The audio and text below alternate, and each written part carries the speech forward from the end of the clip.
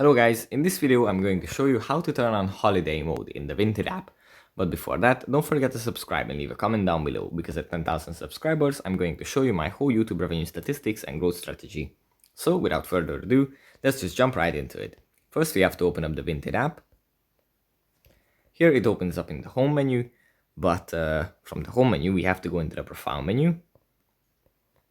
And in the profile menu, if you scroll down a little bit, there's going to be the holiday mode button. And by tapping this, we go into this little menu, and we can select this little toggle button to hide the items that are in our cart, our shopping bag.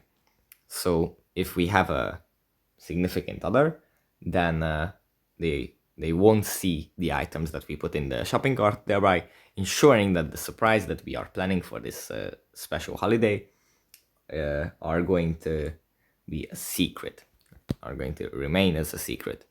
So yeah, that's pretty much it for this video. Hope it was helpful for you guys, and see you in the next one. Bye.